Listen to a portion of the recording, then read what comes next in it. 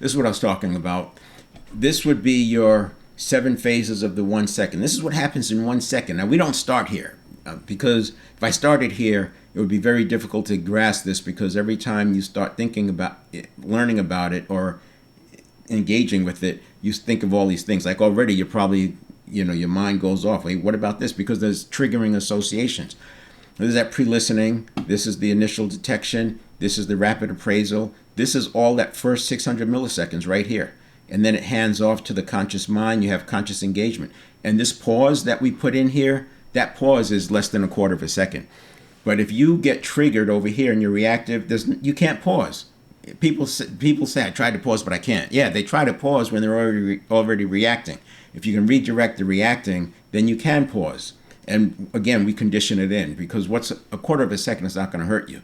But it can work wonders if you're recognizing in the conscious mind that what's coming across is a reaction and has nothing to do with what I'm dealing with right now. And then over here, that the 1 second mark. So you're not really extending it much. You're going from a reaction time that happens at a half second to maybe going to 3/4 of a second instead of a half second before you respond.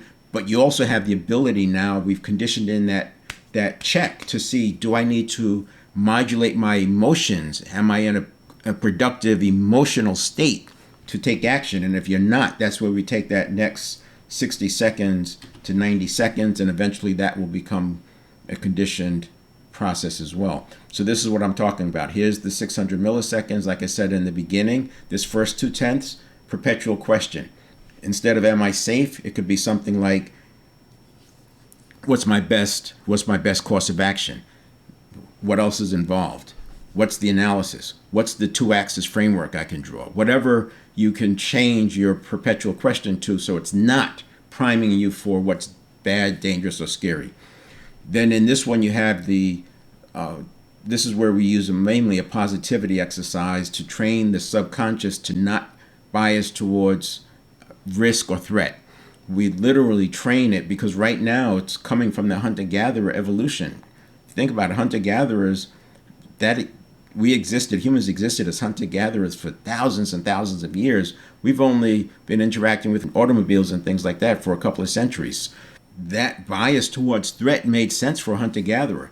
But you can't have a bias that every single impulse that comes in is threat, or you're going to be reacting and you're going to be getting triggered and you're going to be crashing out, as they say.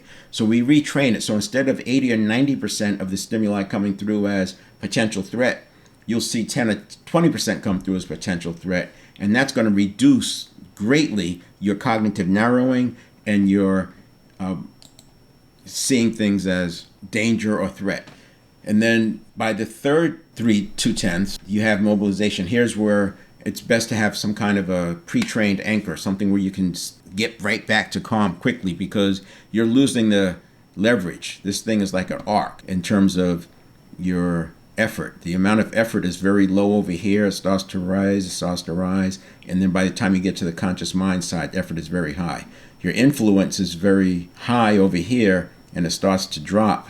And then by the time you get to the conscious mind side, it drops drastically. And here you want to catch it with an anchor, pre-trained. Breathing helps here and here, especially if you practice box breathing. And then when you feel that sensation coming up, just take an inhale, a 1 or 2 second inhale and a slow exhale. And that'll give you, it forces that pause. It literally forces the pause with breathing. But if you wait until you're reacting to practice this and put it in place, it's not going to happen. We need to condition these things in so it's happening before you're aware.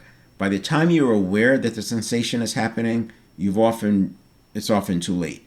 You want the same system that's signaling to be the system that does the correcting. So here's the first 600 milliseconds. This is where leadership leverage is the greatest, the pre-listening phase and subconscious prediction.